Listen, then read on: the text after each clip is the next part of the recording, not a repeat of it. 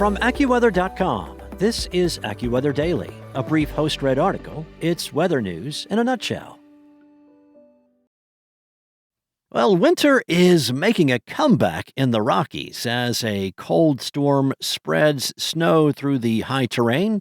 For some areas, this marks the second significant snowstorm of May, a time when accumulating snow typically becomes increasingly rare in the region. While many roads may remain mainly wet, even in the mountains, the heavy, clingy nature of the snow could weigh down some tree limbs and power lines.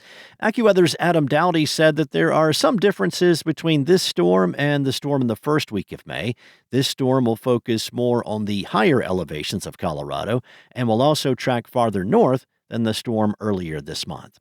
The storm during the first week of May primarily affected Colorado's Front Range, foothills, and adjacent high plains, along with southern Wyoming. That storm brought Denver its second biggest snowfall of the winter, with nearly 6 inches. A storm on the 6th brought 8.5 inches. Farther north in Wyoming, Cheyenne picked up nearly 9 inches of snow during the May 5th and 6th storm. Another 1 to 3 inches is forecast with this system. Before the early May storm, Cheyenne had received only 16.6 inches of snow since October 1st, which was just 28% of the historical average. Even with both May storms combined, the city may finish the season at only about half of its 30-year average snowfall.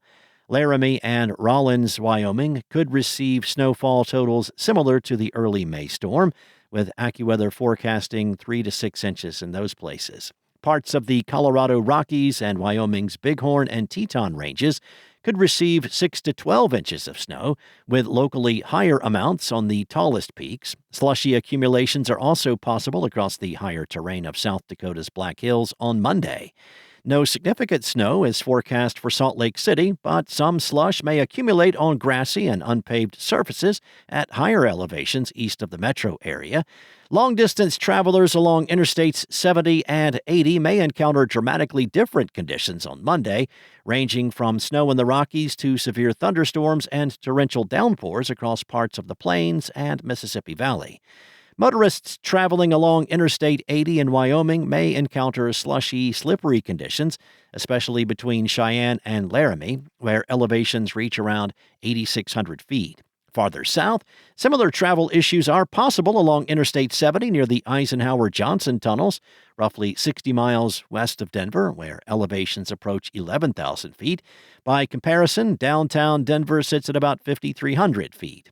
Snowfall during the past 6 months across Colorado and Utah has totaled only 25 to 50% of the historical average, potentially creating significant water resource concerns later on this summer. The North American monsoon could help offset some of the deficits, but it likely will not be enough to end the drought.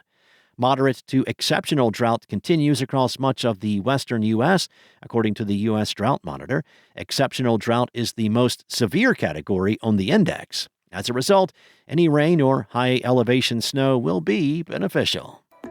That's all for now. You can find more regional forecasts and science-based articles at AccuWeather.com. And for your local forecast at your fingertips, download the free AccuWeather app. Enjoy the rest of your day, be weather aware, and I'll be back tomorrow with more from AccuWeather.